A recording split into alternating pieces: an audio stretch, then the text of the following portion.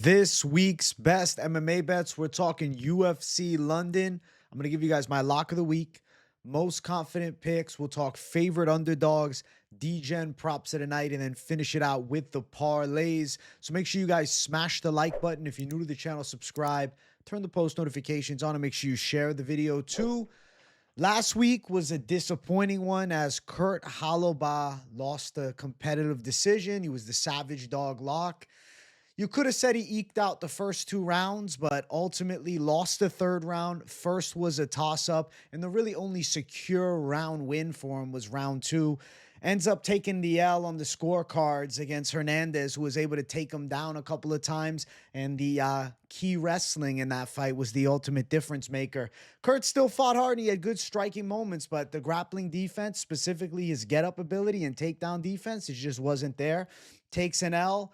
We were on a 4-lock streak, but we're still 4-1 over the past 5 Savage Dog locks, which the big 5 of 2025 with a 4-1 record, hitting at 80% so far. I feel like that's pretty damn good. And you guys know I'm keeping it coming. Savage Dog lock again this week. So without further ado, let's get into it. The lock of the week. Chris Taco Padilla! Chris Taco Padilla, Savage Dog lock of the week. I think he's handling Jai Herbert. I like the matchup for him a lot. Padilla has the X factor in this fight, and it is the wrestling and grappling ability, strong submission threat, but also just good physical strength and takedown ability, right? But on top of that, his striking flow is actually pretty good. Now, I'll agree, he's at a striking disadvantage from long range. Jai Herbert, more of a technician kickboxing style with good length. From the outside and specifically kicking skills, he's going to have the edge. But if Padilla can get inside of range in this fight, I think he's got a big advantage over Jai Herbert. We saw his showcase of gnarly elbow skill against Zhu Rong last time, who actually looked really good fraud checking Cody Steele in the fight following it. On top of that, you have the defensive ability. Padilla is able to defend strikes at a pretty high rate, and he seems to have a relatively high fight IQ, finding the path of least resistance to victory.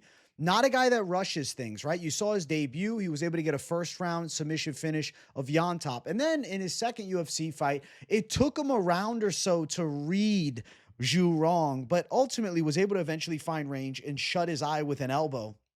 Padilla seems to have good flow in his style, right? Good inside fighting ability, good wrestling ability. He's a Savage Mode USA guy. We're going with the All-American. We're going Chris Padilla. I've always been a little iffy on Jai Herbert. I do agree that, you know, his striking from the outside is nice. Like I said, distance striking advantage. But I don't know about him in the mid-range. I have question marks around his chin. He's been knocked out a handful of times. We've seen him submitted as well. I think that last fight he looked pretty clean, but it was against Bedoya, who I think is very flawed and a pretty overrated prospect. The fight before that, he fought a kickboxer who has essentially the same build as him in Faraz Ziam, and he lost the decision. And then he did have the draw with Ludwig Klein, and, you know, he could have won the fight without the deduction of points. And Ludwig Klein's doing pretty well right now, but that was 2 years ago. And I think that stylistically, it's a whole different matchup than what the puzzle of Chris Padilla is. Padilla's wrestling game is the X factor, but his inside fighting game is live too. I don't think he's a dead man in striking. I think that he will look to close distance on Jai Herbert and will not allow Jai to just tap him up from the outside. Now, the clinch work against the cage of Jai Herbert isn't bad. I do think it's a bit overrated. I've heard commentary hype him up like, oh, he's a black belt in wall work. And I'm like, hey, is he? He's decent there, but I don't think he's great. He uses his length pretty well. He's a tall guy. He's decent on the inside. His leverages are good. But I think Padilla's got a big strength edge. I feel like he's just a little bit more dirty, a little bit more nasty. In close range, he's going to be harder to deal with. And then add into the youth factor. Padilla, 29 years old, a lot of experience. He's got, what, a 15-6 record? So he's got more pro fights than Jai Herbert as well. And he's a younger guy that seems to be getting better each and every fight. came into the UFC on short notice and wasn't supposed to win. Now he's getting some respect. He's a close money underdog here at like plus 100, plus 105 against Jai Herbert. Jai Herbert, 36. Now, Jai's at home, right? You could say, oh, is there going to be a potential decision robbery? The London risk factor of the fight going all three and it going against the American, I guess you could say it's a possibility, but I feel like they're normally pretty just with their scoring of things. Now, the range advantage for Jai, he's got the height edge by a fair amount, 6'1" to 5'9", with a 3-inch reach advantage too.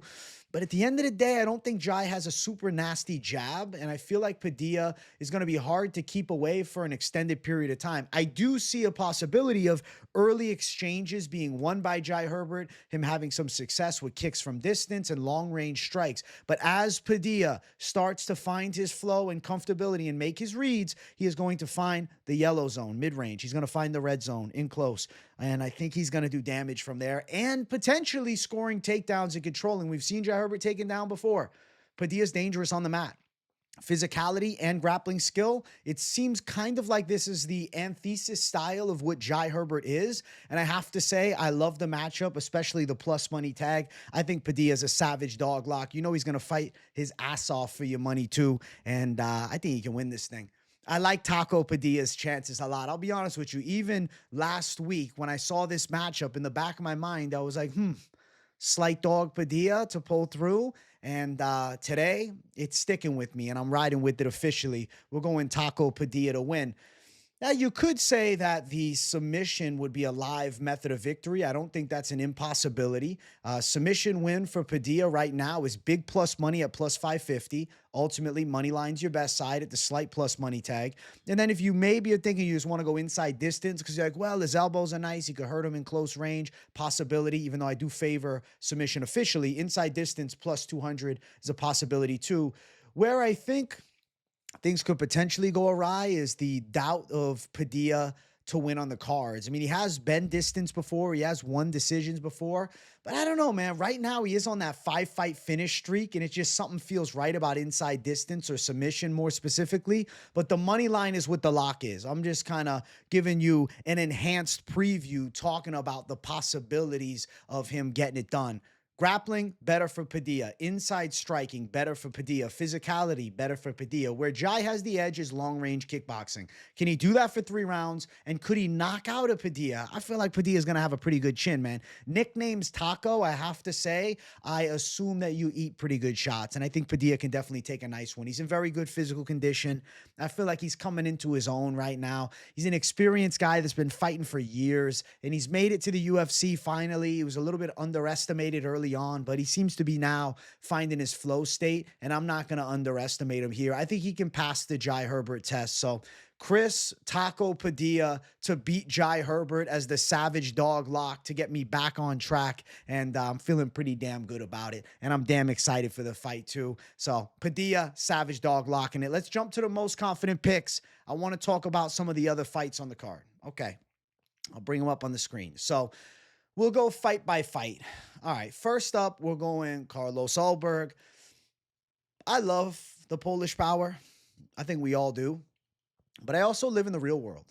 The Polish power is coming off of an injury layoff where he had shoulder issues, shoulder surgery.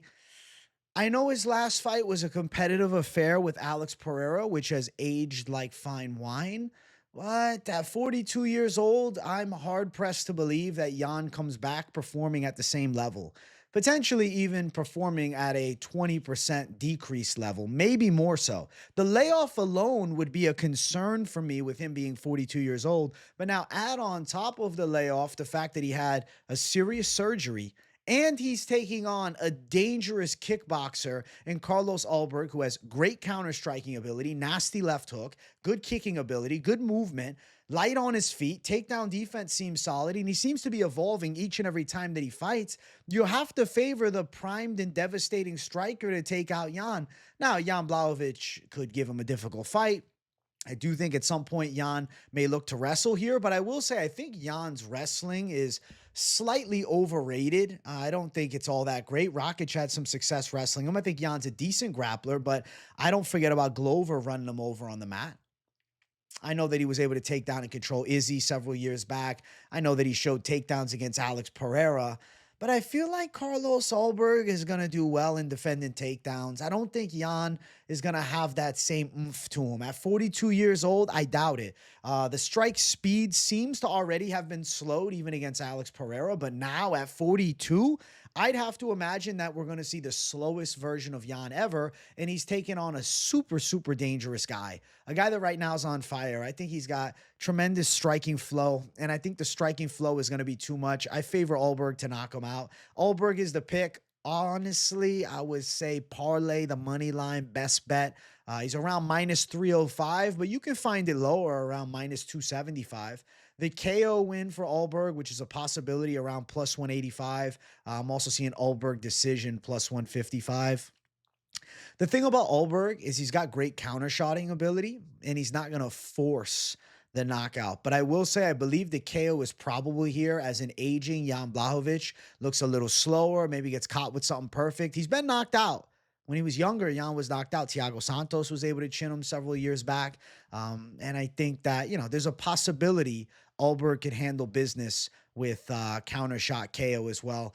But I do respect the Polish power. So what I'll say is probable for the knockout, but not impossible that we're looking at 3 rounds between the two. But I'm high confident that Carlos Ulberg goes out there and shows his speed advantage, shows the youth too. And I think he has, kind of a breakout win for himself. This is the biggest fight of his life. And if he's passing the Jan Blachowicz test, he's real close to a title fight. And I think it just kind of seems destined to be. So Carlos Ulberg, right now, he's the main guy at City Kickboxing. He's got a chance to break into the top 4, really. And if Ulberg goes out there and wins, I mean, there's an argument he could be fighting for a belt.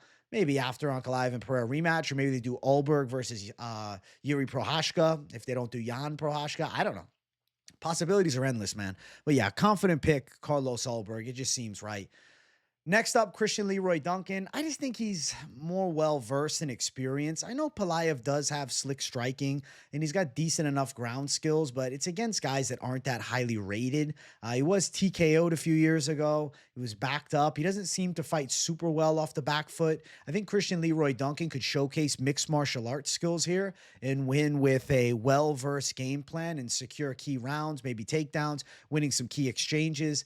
Christian Leroy Duncan's a pretty athletic and mobile striker. Now, Pulyaev is slick from range for sure, but I feel like Leroy Duncan's high level of experience isn't something to overlook. Now, I will tell you guys, I hate the betting lines in this fight. I think minus 550 is egregious, really. I think that Leroy Duncan shouldn't be minus 550 against a dangerous guy like Pulyaev. I think he should be maybe minus 250, minus 300, but I can't not put Leroy Duncan as a confident pick just because I am in disagreement with the lines. He should be the favorite, and he should certainly win the fight.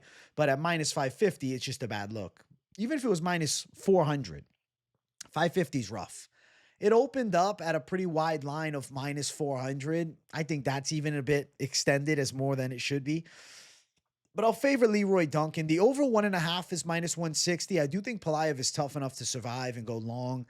And I feel like Leroy Duncan on the cards, but would I really go out and bet Leroy Duncan by a decision? Nah, I'm not really feeling it. It's plus 350.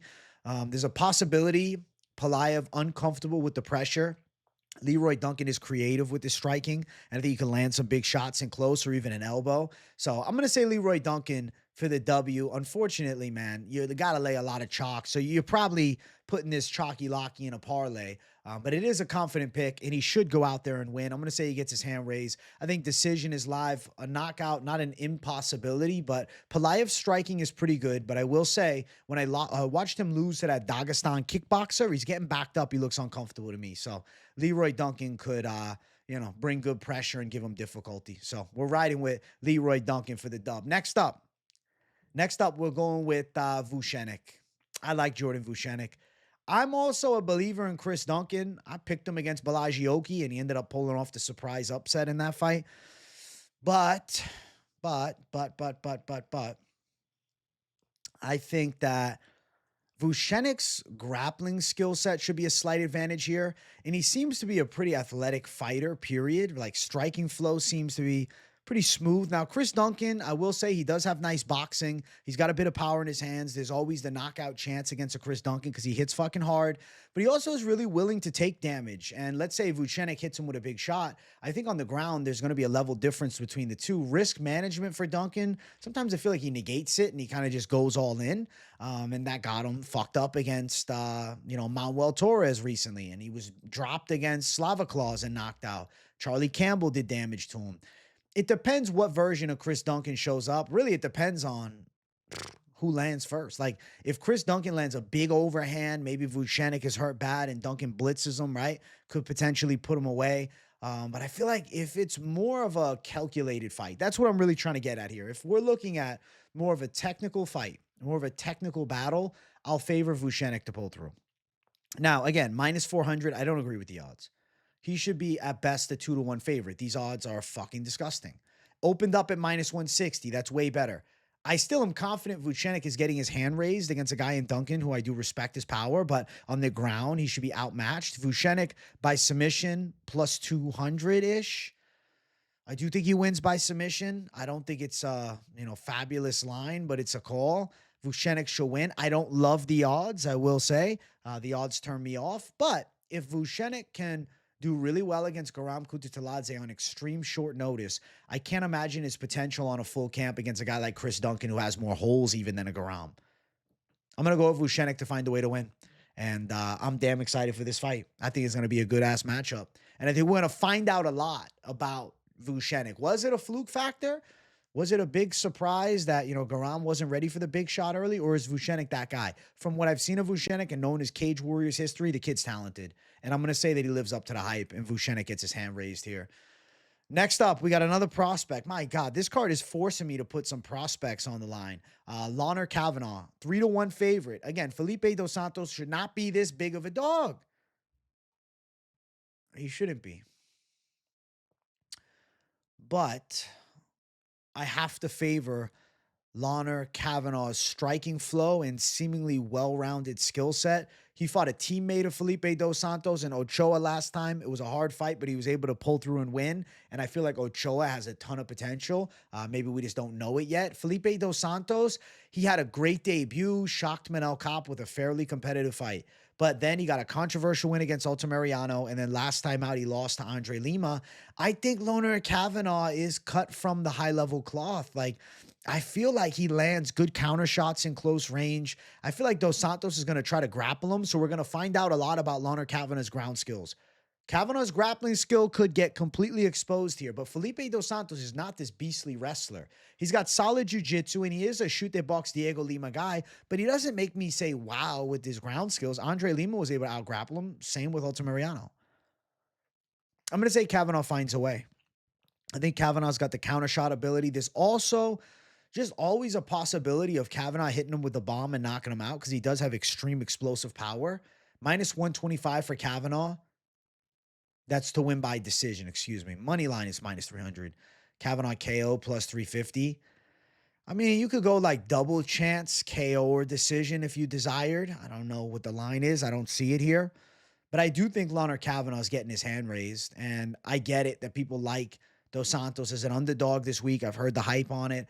I think he could give a tough fight to Kavanagh. I think maybe the spread on Dos Santos, but I think Loughran Kavanagh is getting his hand raised. Even if he has to overcome some obstacles, I feel as though he's a little sharper than Dos Santos, higher ceiling. Dos Santos has the physicality, right? He's a little bit taller, a little bit longer. But as far as technique goes, I think Loughran Kavanagh is way better at technical striking, and then add in the knockout ability and seemingly evolving ground game. I think Loughran Kavanagh's a good play, man. I was going to say good as gold. Maybe not good as gold, but I don't know. Good enough. Good enough, bro. I think he's got a shot to pull through and a good shot to pull through. And I think what it is the very wide lines kind of push you away from him because you're like, oh, well, he's too wide of a favorite. If Loughran Kavanagh was minus 150, people would be loving that line. But because he's minus 300, it becomes, I don't know, maybe Dos Santos is the dog. Nah, I don't think he's good enough. I think Dos Santos is a good athlete. I think he had that great debut because of the shock factor, but he still lost. He still lost to Manel Kape, and he got dropped.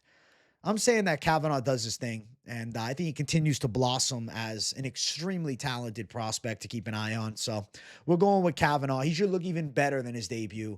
And I feel like Dos Santos' evolution hasn't really showed itself yet. Still a young guy, still got potential, but I am not overly sold on guys from Shoot Their Box because we've seen some scrubs from Shoot Their Box too, okay? Lacerda, Bedoya, there's a handful of them. And I think that Kavanagh, he seems like he's got a high caliber potential. So I'll go with Kavanagh. Cleaner striker, more efficient, and just leaves less vulnerabilities.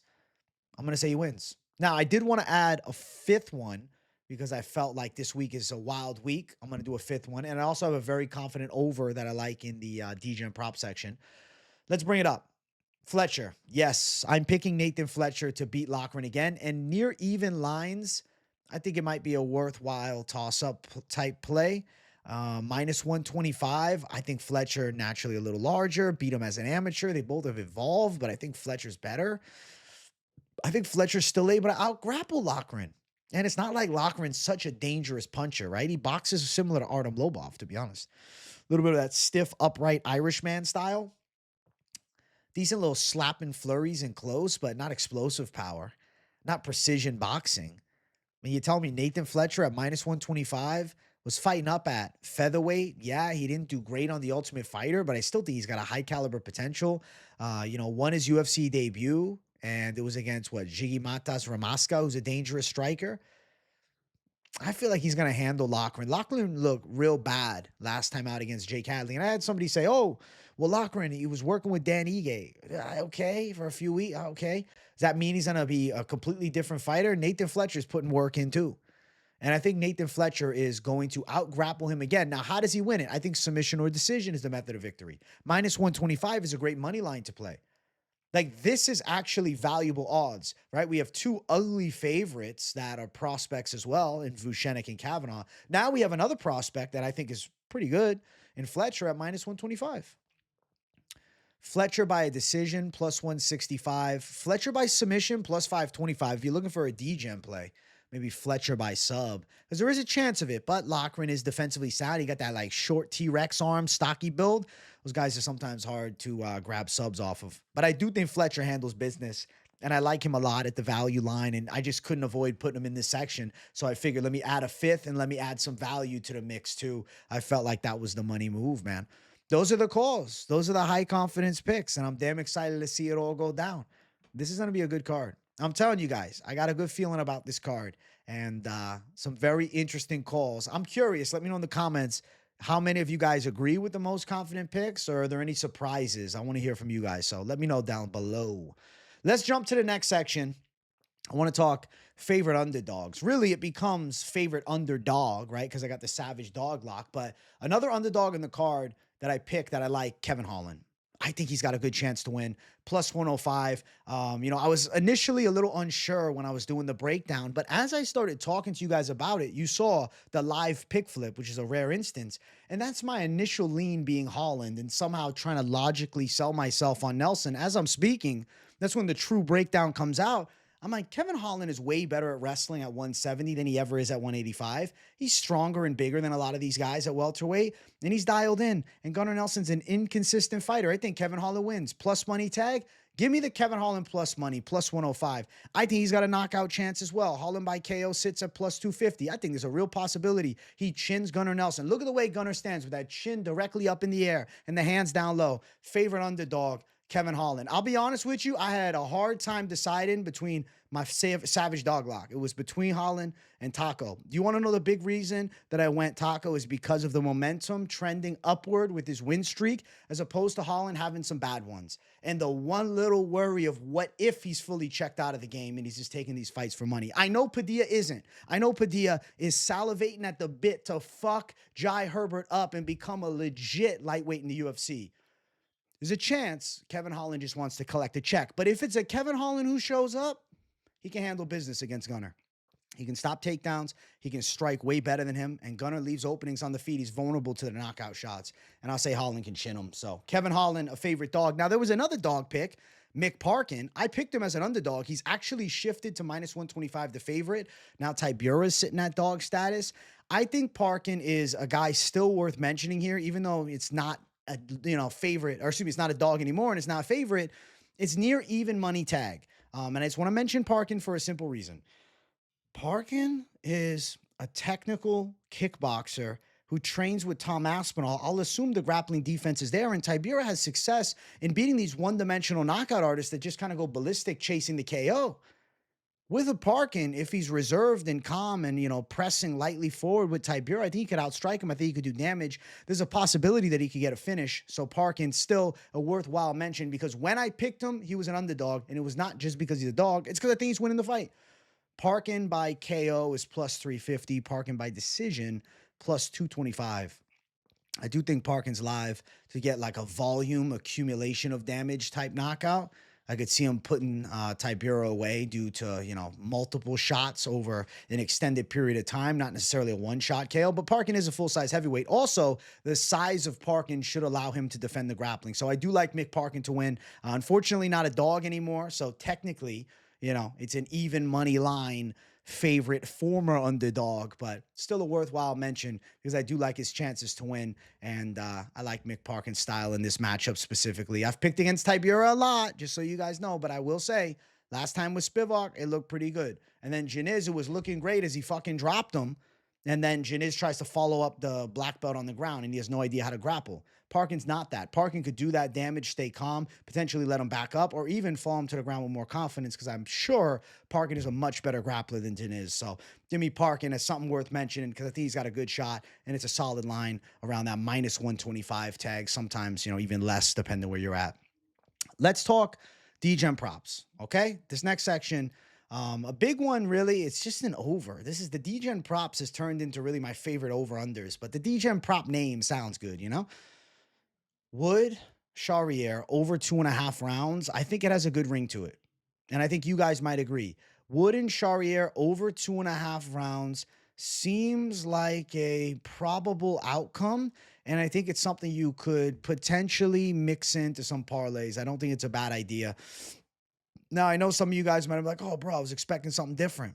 Maybe you were expecting something with Garam, a Puja, Tomar. For the over 2.5 on the Tomar and Bannon fight, it's minus 550. For an over 2.5 with Kutateladze and Fernandes, minus 175. It's not awful, but I don't know, man. With Garam, it depends on what Garam shows up. Kauê Fernandes got good kickboxing. I just rate Garam as a little higher level, and he probably works to a hard-fought decision, but not like an official over-under, at least at this point, that I was feeling. The real over-under that I liked is that Wood Charrier one. That one had a nice ring to it. I think it has a good chance of, ending up coming to fruition.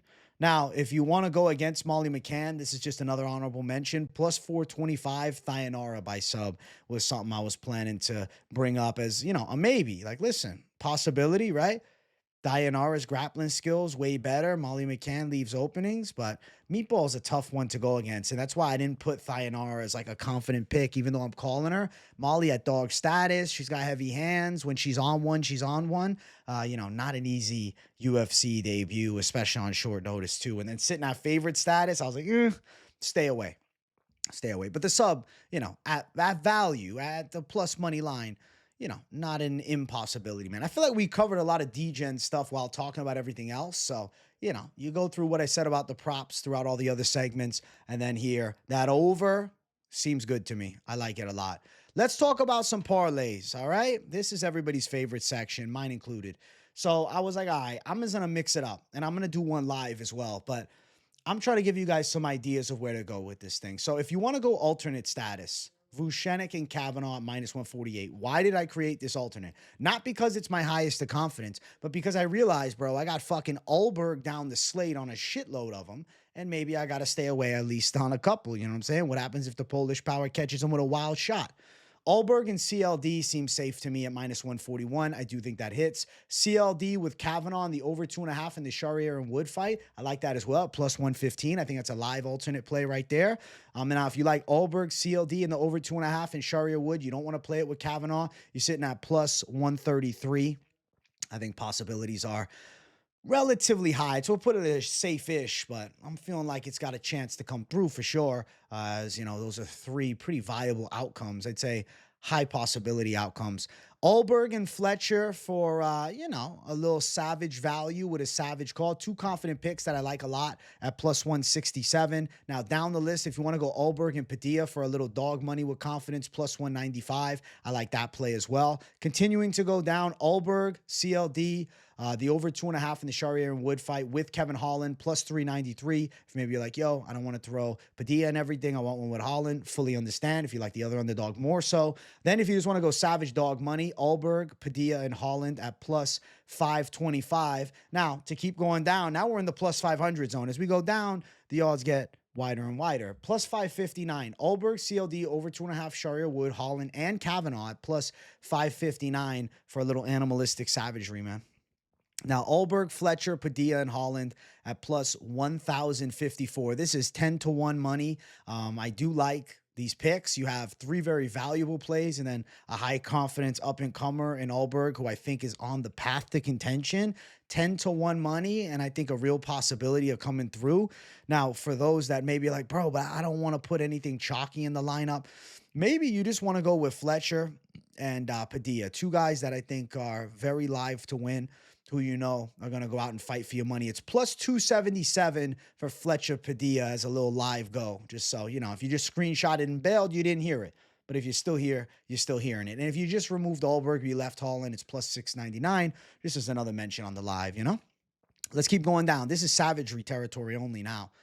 Padilla, Ulberg, CLD, the over 2.5, Charrier, Wood, Holland, and Kavanagh at plus 1245. Now we're getting crazy as we keep going crazier. Savage Degen, Padilla, Ulberg, CLD, over 2.5, Charrier, Wood, Holland, Kavanagh, Vucenic, and Fletcher, plus 3,013. Savage Degen. Savage Degen. That's the only way to put it. That's a Savage Degen play. But I like it, especially now. You guys know, following weigh-ins, I'll mix and match some things and see what we come up with post-weigh-in, if there's any potential confidence changes. But we don't know yet. We haven't seen the scales, but the scales will tell all on Friday, and we'll find out in the weigh-in show. Holland by KO, Vucenic by sub, and Fletcher decision. If you're looking for a Degen prop play, I was like, where do I want to go with this? And I don't know. This one kind of jumped out at me, plus 3,556. But I also think Fletcher by sub at plus 500-ish is a live method of victory. And, you know, maybe you got both played. And if he ends up getting the sub, at least you're celebrating some success. And if he gets that decision, I think the other two outcomes have a real possibility. And I think in the plus 3,000 territory, you're looking at something pretty damn nice, man. Plus 3,556 is smooth as hell to me. And I think actually has a chance to happen. So let's go. Let's go savage mode. Obviously, we got more content coming this week. As we sit on things, as Friday comes, things could potentially shift and change. So make sure you tune into that weigh-in show Friday. Now, you guys may have noticed, I'm blessing you guys with this show a day early. Why is that? Well, Moneyline is now Wednesday night, which normally I drop this video Wednesday nights, but instead we're doing Moneyline Wednesday this week at 11 p.m. Eastern time. So make sure you guys tune into that. If you're like scrambling, like, yo, where's Moneyline? Where's AJ and the Finch? We're doing it tomorrow, or maybe today, or maybe it already passed. Depends on when you're watching this. But a little early this week's Best MMA Bets action. Never hurt anybody. I know you guys were excited for the Savage Dog Lock, and I was damn excited to drop it for you guys a day early. I hope you guys enjoyed the video. Make sure you all hit the like. If you're new, welcome to the channel. Hit the subscribe button. You don't want to miss any of the content. I got daily live streams, pretty much daily videos too.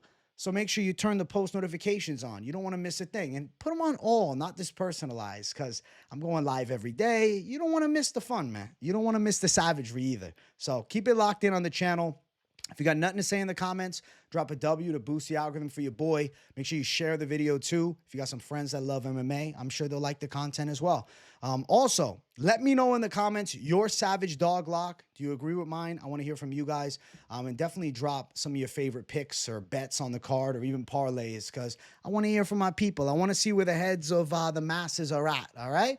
So let your boy know. Thanks for watching, everybody. I'll see you all in the next one. Much love. Peace out.